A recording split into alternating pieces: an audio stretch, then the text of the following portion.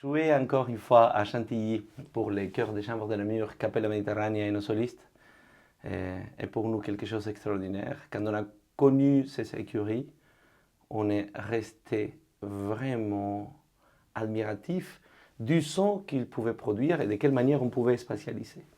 Et on a vécu avec le Vespro de Monteverdi et avec il Diluvio Universale dans ces lieux une émotion impérissable.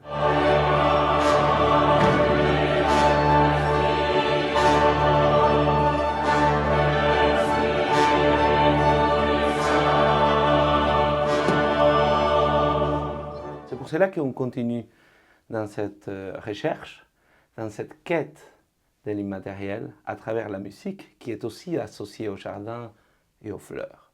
C'est pour cela que Chantilly représente la grandeur de la France, mais aussi l'Italie. On sait à quel point ces relations étaient très très grandes et l'Italie compte beaucoup dès la construction de ces châteaux dans la relation et les personnes qui l'ont habité dès le début. C'est pour cela que je me suis décidé à partir vers la Sicile cette fois, avec deux pièces qui décrivent des histoires siciliennes. La première, la plus connue, Acis and Galatea, Handel. On sait que Acis et Galatea est elle aussi, mais un monstre Polyphémo qui est près de l'Etna, le volcan sicilien, ne permet pas cette relation jusqu'à ce qu'il va décider de les tuer.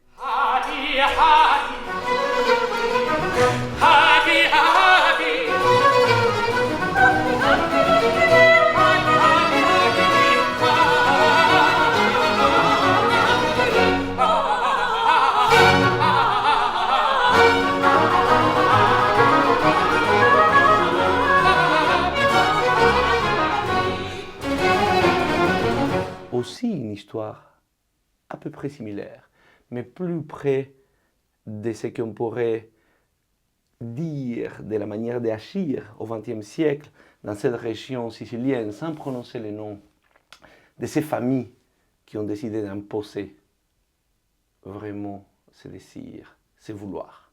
Amore siciliano, une sorte de Tosca baroque dans laquelle on expose de quelle manière le pouvoir, et le pouvoir espagnol aussi qui dominait la Sicile, va décider sur la vie des personnes qui habitent dans ces lieux.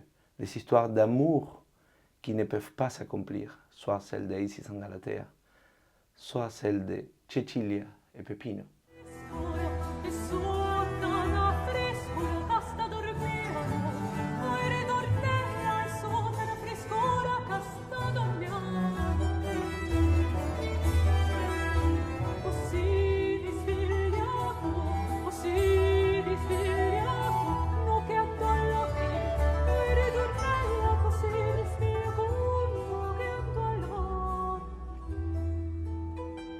Et aussi, on pourra aller plus tard chercher des très beaux tableaux à l'intérieur du château pour entendre de musique autour des fleurs, autour des plantes en général et des jardins, dans un concert qu'on a voulu appeler Azahares de Magnolia. Tous les parfums est déjà dans ce titre, avec Ana Vera Leite, soprano portugaise, Mariana Flores, soprano argentine, et Quito Gato, un multi-orchestre, qui va jouer du piano, de la guitare, du luth, des instruments de percussion, pour nous montrer tout ce monde qui vraiment unit les fados, les tangos et les chansons latino-américaines.